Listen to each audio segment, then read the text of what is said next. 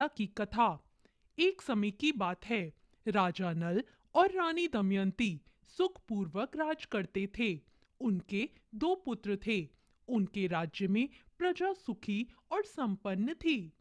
एक दिन राजमहल में एक ब्राह्मणी आई और रानी से बोली, रानी, दशा का डोरा ले लो। इस डोरे की पूजा करके गले में बांध लेना, जिससे आपके घर में सुख समृद्धि बनी रहेगी। रानी ने डोरा ले लिया और पूजा करके विधि पूर्वक गले में बांध लिया।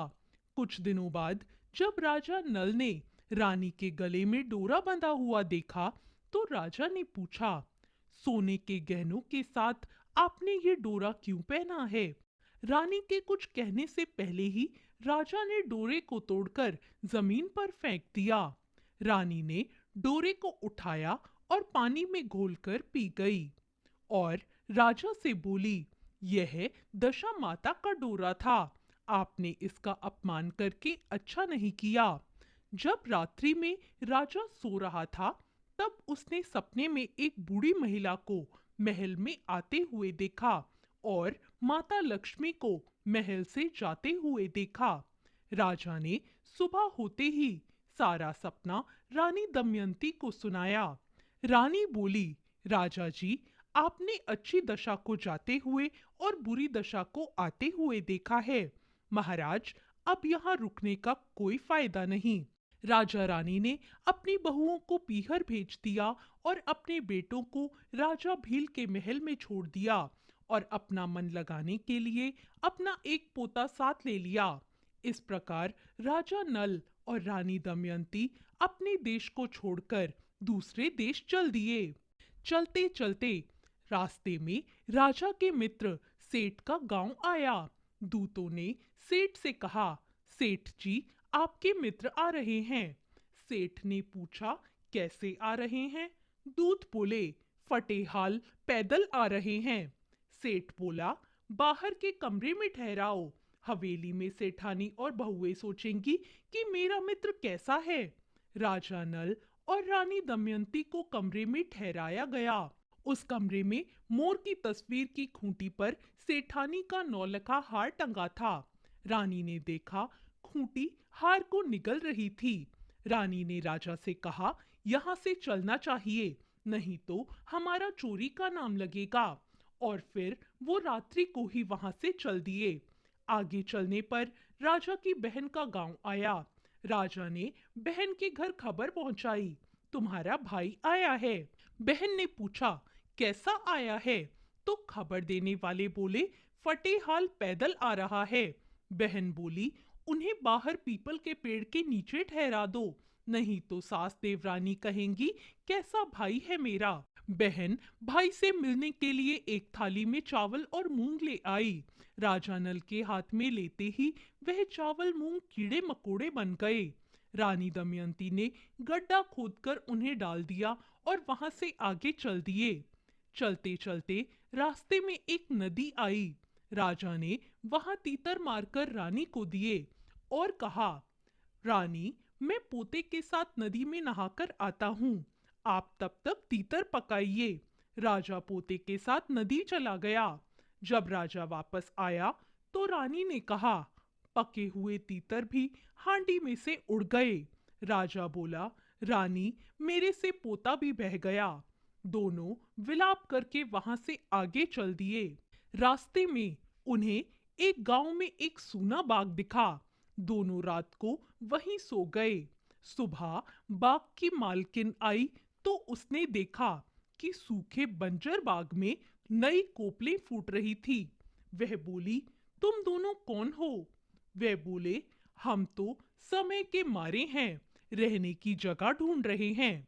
मालिन बोली, यहीं रहो और मेरे बाग की देखभाल करो। अब वो दोनों उसी बाग में रहने लगे। दिन बीतने लगे। ऐसे ही होली का दिन आया। राजा जैसे ही कुएं से पानी भरता तो पानी में बार बार कुछ आता।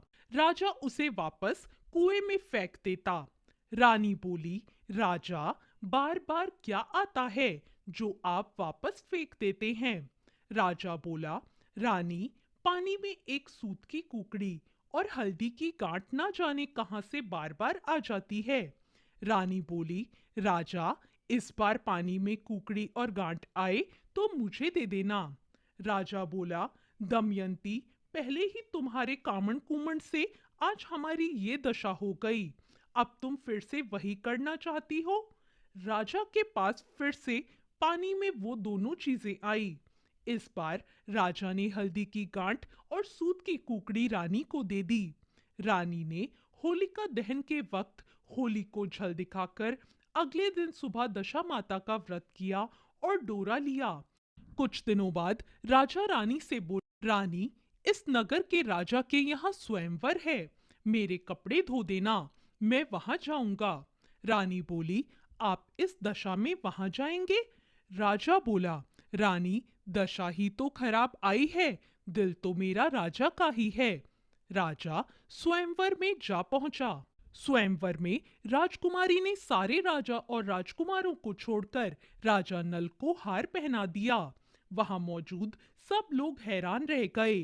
विद्वानों की सलाह से एक बार फिर राजकुमारी को अपना वर चुनने को कहा गया। राजकुमारी ने फिर से राजा नल को ही हार पहनाया।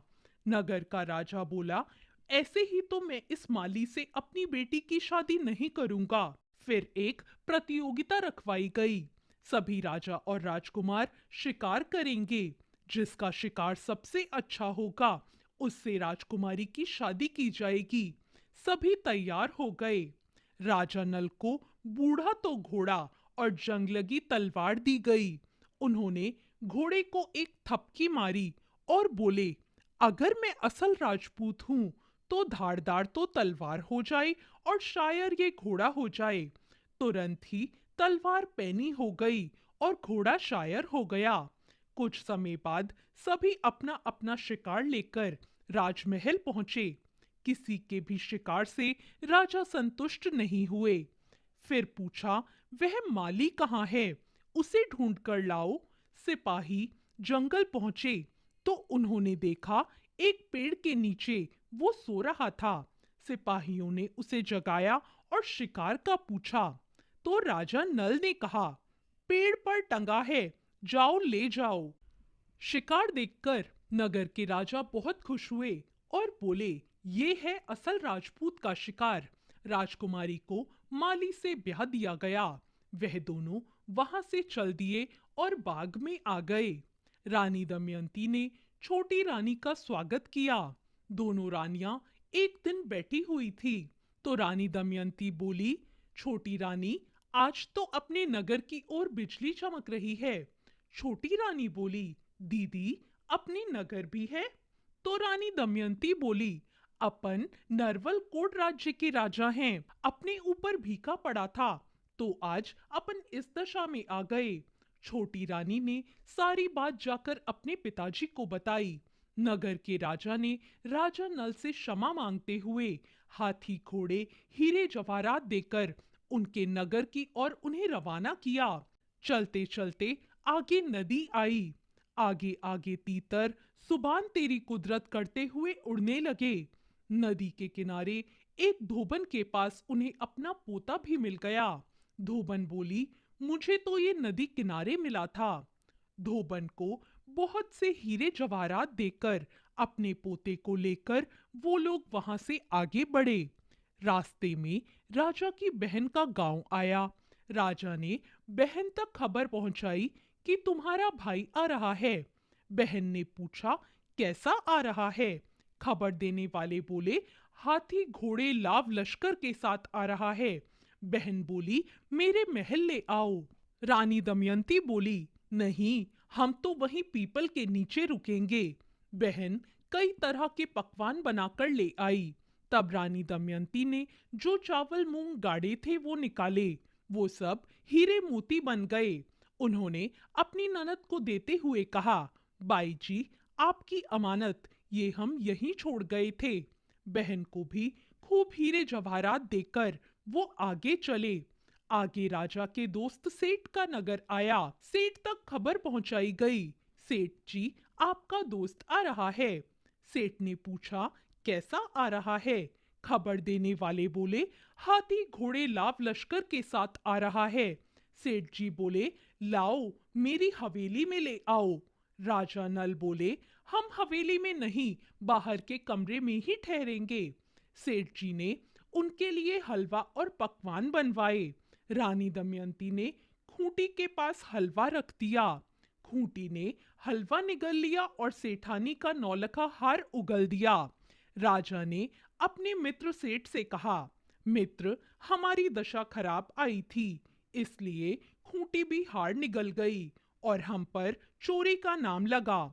इसके बाद राजा नल वहां से आगे बढ़े और फिर भील राजा के पास पहुंचे और वहां से अपने पुत्रों को लेकर अपने नगर की ओर चल दिए।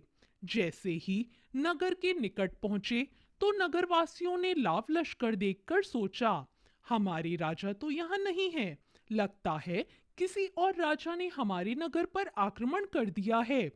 तब नगर में सूचना पहुंचाई गई, आपके राजा नल और रानी दमयंती आ रहे हैं। तब सभी ने उनका स्वागत किया। राजा का पहले जैसा ठाट बाट फिर से हो गया। हे दशा माता, पहले जैसे राजा नल पर कोप किया वैसे किसी पर मत करना, और बाद में जैसे उनकी दशा सुधारी वैसे सभी की सुधारना। तो ये थी दशा माता की कहानी। आपको ये कहानी कैसी लगी कमेंट करके जरूर बताएं। चैनल को सब्सक्राइब करें, वीडियो को लाइक करें। धन्यवाद। मिलते हैं एक और जानकारी के साथ। तब तक के लिए बाय बाय।